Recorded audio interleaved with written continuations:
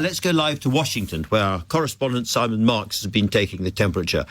Simon, this is a very strange case because in one sense it is just a provocation. It's one bit of the State Department suddenly tweeting something. But in the context where everybody is waiting with genuine worry about coming tariffs, America has massive, massive leverage. And there seems a kind of insouciance or, relaxed nature about how they're going to impose their views on us. Yeah, I mean, I think Andrew Aggie was citing parliamentarians in London there who were saying that this is abnormal, but it may become the new normal, heralded as it was by the speech that Vice President J.D. Vance made several weeks ago at the Munich Security Conference that stunned European officials that were present as he excoriated the continent for allowing backsliding on freedom of speech. There is no indication coming out of the embassy here, which of course has been absolutely intimately involved with ongoing conversations between Jonathan Reynolds, the business secretary, and officials here in the United States about whether the United Kingdom is going to escape the worst of Donald Trump's planned United States tariffs. No indication that this case has come up, but it is extraordinary to learn that US officials from that State Department bureau that focuses on democracy, human rights and labour, and traditionally has focused on countries like Russia, Belarus, Iran, North Korea, places where freedom of speech really is buttoned up.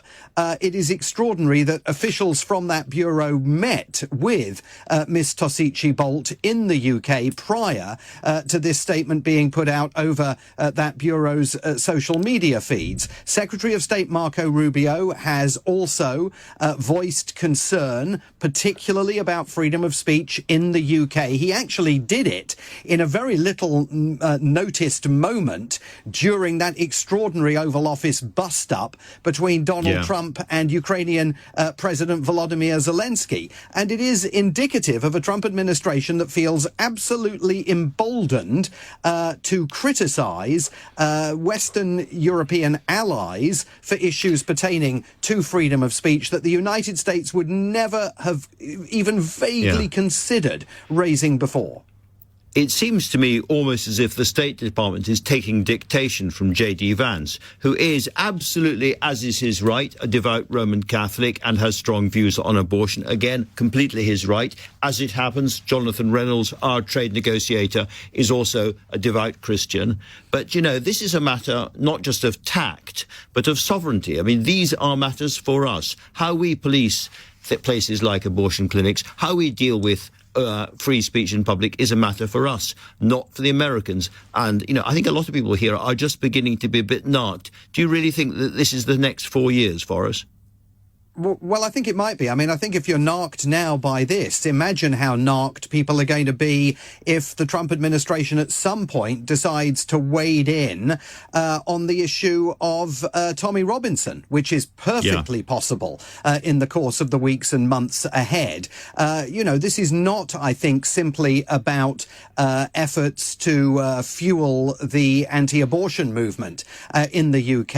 I think this is a much broader approach from this administration. I'm sure we're going to hear J.D. Vance before long weighing in about the plight of Marine Le Pen in France, for example, after she was effectively sidelined from running in that country's next presidential election. We've already seen them weigh in on what they claim are free speech issues in a number of other parts of Europe that don't relate to issues pertaining to abortion. So this is a much bigger play from this Trump administration, and it's going to require, I think, European governments to sit down and figure out for themselves how they protect their own sovereignty in that regard and how they push back at a United States where freedom of speech is really under attack every single day now, even in that very White House briefing room where the White House press secretary holds forth.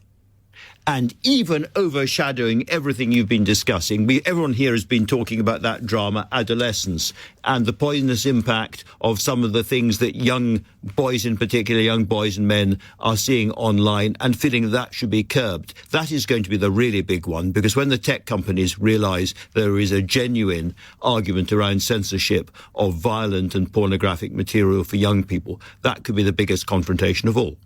Yeah, absolutely. And remember, of course, that many of those tech behemoths are led by men that have now bent the knee before Donald Trump, including Mark Zuckerberg, including, of course, Elon Musk, the de facto prime minister of this country. And we've even heard Donald Trump talking about the possibility that he's going to relax efforts to force TikTok to move to new ownership here or else face shutdown, because he is so cognizant of the value of TikTok's ability to connect him, the president of the United States, with younger Americans. So there will be more opportunity for those tech firms here to do deals in the United States than they will find, I think, with governments across Europe. Worth mentioning that drama Adolescence is being screened here live. It's being streamed here, and it's being very widely watched here as well. Very interesting. Simon Marks in Washington, no knee bender he. Thank you very much.